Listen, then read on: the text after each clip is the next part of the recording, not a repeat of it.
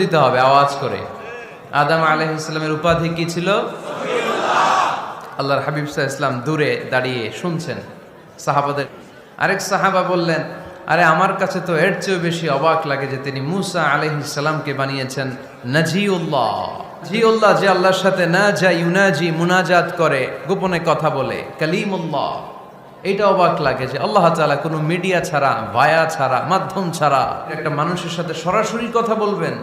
আমার কাছে তো উনার মর্যাদাটা সবচেয়ে বড় মর্যাদা মনে হয়, উনি নাজিউল্লাহ। আরেক সাহাবা বললেন, আমার কাছে তো এর চেয়েও বেশি অবাক লাগে সাইয়েদনা ইব্রাহিম আলাইহিস সালামের ব্যাপারটা, কারণ উনাকে আল্লাহ তাআলা বানিয়েছেন খলিলুল্লাহ। তাহলে একজনকে পাওয়া গেল সফিউল্লাহ, আরেক নবীকে পাওয়া গেল কালিমুল্লাহ বা নাজিউল্লাহ, আরেক নবীকে পাওয়া গেল খলিলুল্লাহ। এই কনভারসেশন যখন আল্লাহর হাবিব সাল্লাল্লাহু আলাইহি ওয়াসাল্লাম শুনলেন, সাল্লাল্লাহু আলাইহি ওয়াসাল্লাম মসজিদে নববীতে প্রবেশ করে সাহাবাদেরকে বললেন, তোমরা যা বলেছো আমি সব শুনেছি, তোমরা যা বলেছো সব সত্যই বলেছো, ঠিকই বলেছো।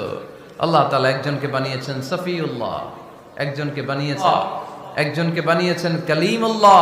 তবে জেনে রেখো আমি হচ্ছি হাবিবুল্লাহ, আমি হাবিবুল্লাহ।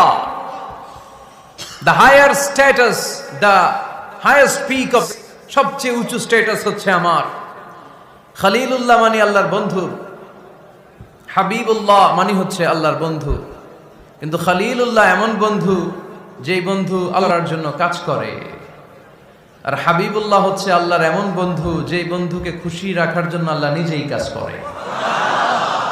আল্লাহর হাবিব সাল্লাল্লাহু আলাইহি ওয়াসাল্লাম ছিলেন হাবিবুল্লাহ। তিনি কি ছিলেন? হাবিবুল্লাহ। এত মর্যাদা, এত সম্মান, এত স্ট্যাটাস গোটা বিশ্বের দ্বিতীয় কারো আছে? আল্লাহর হাবিব সাল্লাল্লাহু আলাইহি ওয়াসাল্লামের নুরানি চেহারার মতো চেহারা পৃথিবীর অন্য কোন দিক দিয়ে আল্লাহর হাবিবের সাথে কোনো মানুষের কোনো ধরনের কম্প্যারিজন, তুলনা চলতে পারে না। Whether it's the fitness, whether it's the skin colour, whether it's the sound, the status is out of any kind of comparison. তিনি সব ধরনের তুলনার ঊর্ধ্বে। As a father, as a teacher, as a commander, as a lawgiver, as a lawmaker, as a reformer of the society, Muhammad is the superman of the world. সুবহানাল্লাহ পড়তে পারলেন না? স্বামী হিসেবে, বাবা হিসেবে, নেতা, সংস্কারক হিসেবে, নবী হিসেবে আল্লাহ রাসূল সাল্লাল্লাহু আলাইহি ওয়াসাল্লাম হচ্ছেন এই পৃথিবীর একজন সুপারম্যান। আল্লাহু আকবার। যার উপর একবার দুরূদ পড়লে 10টি রহমত নাজিল করে, 10টি গুনাহ মাফ করে কে?